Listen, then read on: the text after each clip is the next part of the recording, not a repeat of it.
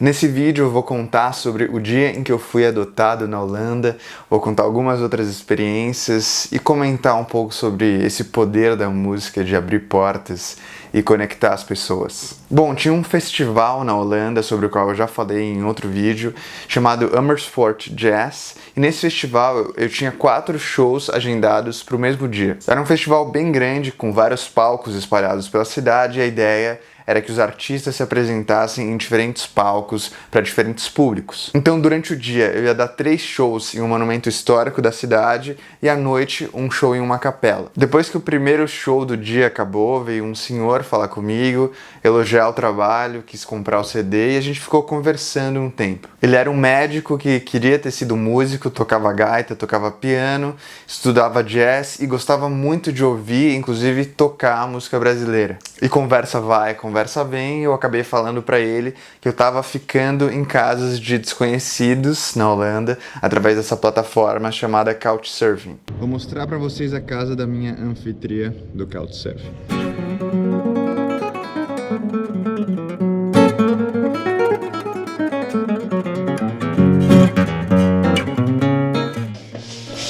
Chegamos.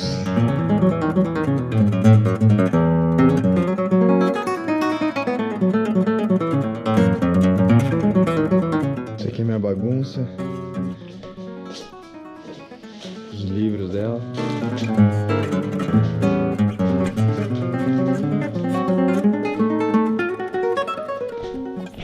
Muito louco, porque ela me deixou com a chave da casa dela, sendo que a gente se conheceu há um dia. Essa confiança que as pessoas têm nos viajantes do Couchsurfing é uma das coisas que mantém o clima da plataforma vivo.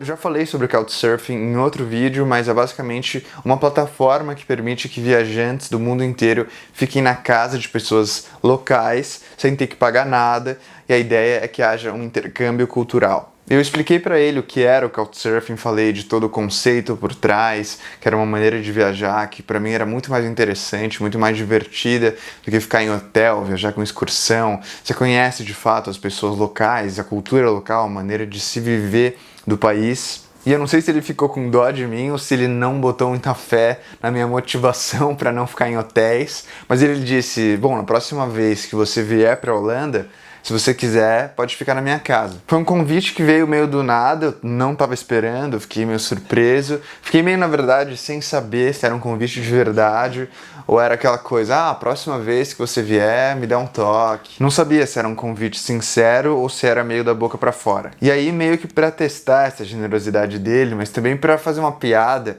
eu falei, por que esperar até a próxima vez que eu voltar? Por que não daqui a uma semana? E aí ele ficou meio assustado, assim, não sabia direito como reagir. Falou, vou falar com a minha esposa. Aí eu falei pra ele que era brincadeira, que ele não precisava se preocupar, que eu já tinha lugares pra ficar, já tava tudo meio esquematizado. Aí mudamos de assunto, a gente começou a conversar sobre outras coisas. Ele foi embora, eu dei mais 2 shows.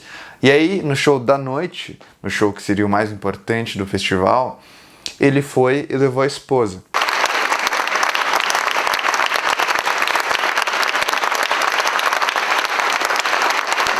Depois do show teve aquele momento de conversar com o pessoal, de vender CDs, e eu vi que enquanto eu falava com as pessoas, o casal ficou meio que esperando a fila acabar para vir conversar comigo. E logo que a fila acabou, eles vieram falar comigo, falaram várias coisas, que tinham gostado do show. I loved it. You are a very good guitar player and I hear your guitar soul. Que gostavam de música brasileira, os dois eram músicos e a filha deles era casada com um brasileiro. Então eles sabiam um pouco de português, gostavam muito da cultura. E depois de não muito tempo de conversa, a mulher, Jacoba, me falou que queria muito que eu ficasse na casa deles. E ela fazia um convite com um olho arregalado, assim, dava pra ver que era genuíno. E mesmo depois dela fazer esse convite dessa maneira super generosa, eu ainda não me sentia confortável pra aceitar. Foi uma coisa bem inusitada, né, que nunca tinha acontecido comigo antes.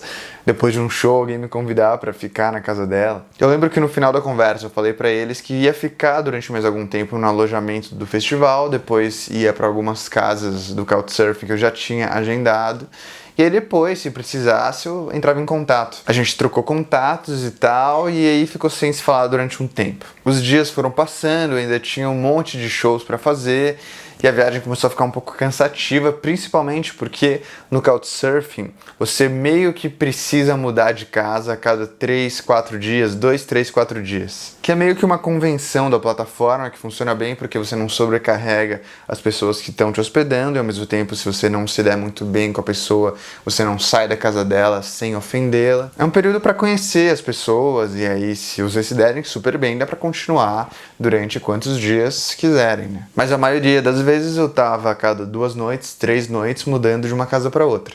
E isso depois de muitas semanas começa a ficar cansativo, ainda mais quando você tem que transportar violão, mochila, mochilão, várias coisas. Deixei minhas bagagens tudo espalhadas aqui pelo trem.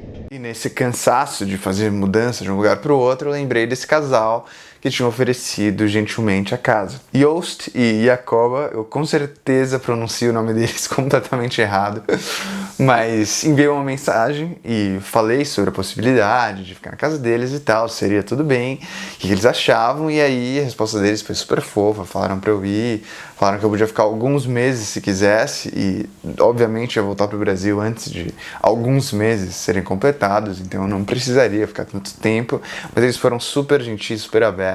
Então eu peguei minhas coisas, levei até a casa deles e fiquei lá um tempão. Acabei de chegar na casa do casal que me ofereceu uma estadia depois do meu concerto. A casa deles era ótima, tinha um jardim lindo, um piano de cauda, uma sala aconchegante, os quartos. Eles tinham 2 filhas que já não moravam mais com eles, então tinham quartos vagos, ateliê. Eu acabei ficando no quarto de uma das filhas. Eu brinco falando que eu fui adotado lá, né? Porque foi uma relação muito fraternal. Eles se preocupavam muito comigo, faziam questão de preparar um almoço e um jantar todo dia, me esperavam para comer, muitas vezes em que eu não podia chegar na casa até o horário que eles jantavam, porque lá eles jantam tipo 6 da tarde, super cedo. A gente se divertia muito, conversava sobre tudo que você pode imaginar. Eu tocava muito com o Joost, que era mais de uma pegada do jazz, e tocava standards da música brasileira, a gente ficava horas tocando juntos. A Jacoba estava aprendendo a falar português e eu estava aprendendo a falar alemão, e a gente se ensinava, que ela na verdade era da Alemanha, não da Holanda, mas tinha se mudado para a Holanda quando jovem. Obrigada.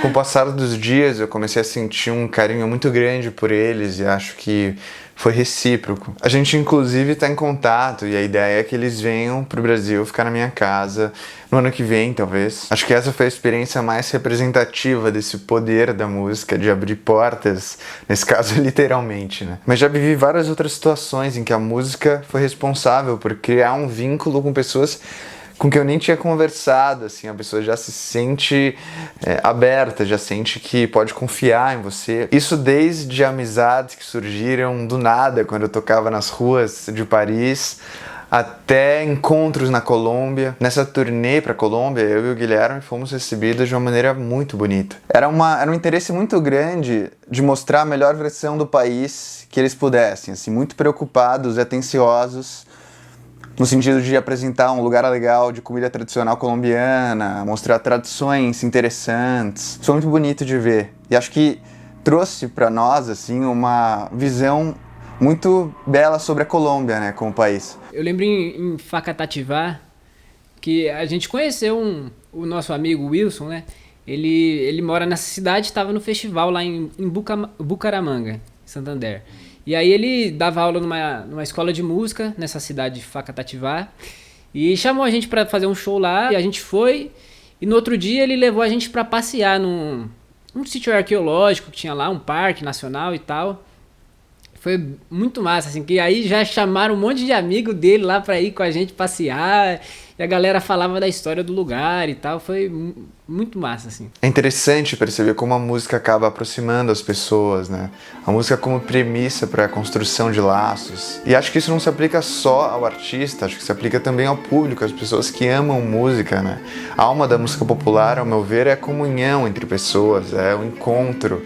Pensar na roda de samba, na roda de choro, na música brasileira como um todo, popular, os ritmos, as tradições. Quando eu penso nesse tipo de coisa, todas as dificuldades da profissão acabam ficando muito pequenas e eu fico muito feliz de ter escolhido seguir esse caminho.